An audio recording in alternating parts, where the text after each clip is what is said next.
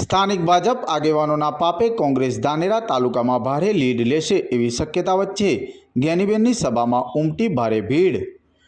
નમસ્કાર, આપ જોઈ રહ્યા છો મારો અવાજ ન્યૂઝ। ધાનેરા તાલુકાના અનેક ગામડાઓ અને શહેરમાં કોંગ્રેસ ઉમેદવાર જ્ઞાનીબેન ઠાકોર રાત્રિ સભાઓ ગજવી રહ્યા છે, જેમાં મોટી સંખ્યામાં મતદારો હાજરી નોંધાવી રહ્યા છે।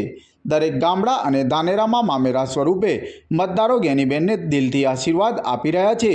બીજી બાજુ લોકોના અનેક પ્રશ્નોના ઉકેલની ખાતરી આપતા પણ જ્ઞાનીબેન જોવા મળી રહ્યા છે। ધાનેરા કોંગ્રેસ જો એકજૂથ થઈ મહેનત કરે તો સમગ્ર તાલુકામાં મોટી લીડ નીકળે એવી પ્રબળ શક્યતા જોવાઈ રહી છે। બીજી તરફ ભાજપ આગેવાનોનો ગમન તોડવા ગામડાના મતદારો તૈયાર જોવા મળી રહ્યા છે। સતત ભાજપની સરકાર હોવા છતાં યોગ્ય રજૂઆત કરવામાં સતત નિષ્ફળ ભાજપ આગેવાનોના પાપે ધાનેરા તાલુકામાં કોંગ્રેસ મોટી લીડ લે એમાં કોઈ ઇનકાર નથી। ભાજપના દરેક આગેવાન પોતાની જાતને ધારાસભ્ય સમજતા હોય આ વખતે તાલુકાના લોકો ફરી ભાજપ આગેવાનોને વટ મતદારો ભાગશે। કોંગ્રેસ પોતાની જૂથબંધી ભૂલીને મહેનત કરે તો બનાસની બેન મેદાન મારશે એ નક્કી જ છે, પણ કોંગ્રેસ ક્યારે એક બની ભાજપ આગેવાનોનો વટ ભાગવા મેદાનમાં ઉતરશે એ કહેવું મુશ્કેલ છે। પણ હાલના સમયે સમગ્ર તાલુકામાં તો જ્ઞાનીબેનની લહેર ચાલે છે, એનો ઇનકાર પણ ન કરી શકાય। બીજી તરફ આવી લહેર કદાચ ભાજપ આગેવાનને ઓછા વોટ કેમ મળ્યા એની સમીક્ષા કરવા મજબૂર કરે એ પણ જોવાનું રહ્યું।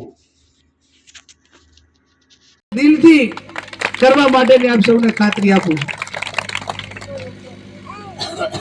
સરકાર માટે કોઈ વસ્તુ અશક્ય જ નથી।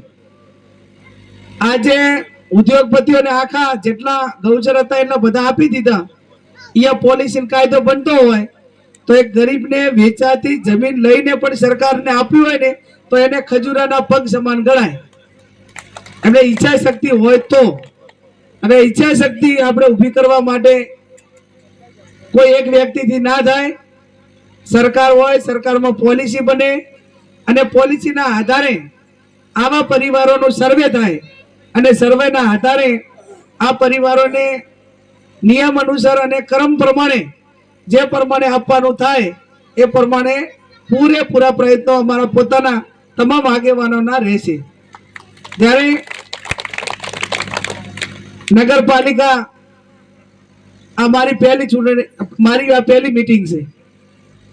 ગ્રામ્ય વિસ્તારમાં મોટા ભાગના તમામ મીટિંગો કરી, પણ નગરપાલિકામાં પહેલી મીટિંગ છે ત્યારે આ વોર્ડ નંબર 1 અને 2 એ 1 ને 2 ના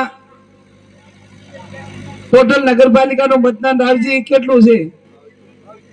22-23 હજાર, તો મર્યાદિત છે। ડીસા અને પાલનપુર નગરપાલિકાનું મતદાન 1-1 લાખનું છે। એના સામે ઘણું ઓછું મતદાન છે ધાનેરા નગરપાલિકાનું, વોર્ડ નંબર 1 ને 2 એટલે 22 એટલે બહુ વધારે એક વોર્ડમાં મતદારો ન ગણી શકાય। એવરેજ 3 કે 4 હજારના 3000ના એવરેજથી મતદાર ગણી શકાય। અને એમાં તમે આટલી મોટી સંખ્યામાં હાજર રહ્યા એટલે તમારી લાગણી, પ્રેમ, સ્નેહ, લાગણી બતાવે છે। આપ સૌ 7મી તારીખે કોંગ્રેસના પંજાને વોટ આપી વિજય બનાવજો।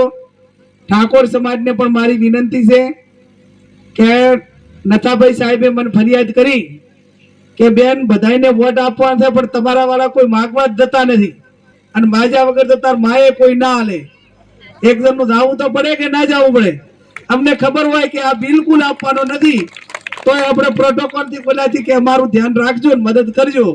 એ પણ પાછળથી તો એમ ના કે અમને કીધું નતું। એમ તમે કોઈ બીજા સમાજ પાસે ગયા છો કે નથી ગયા?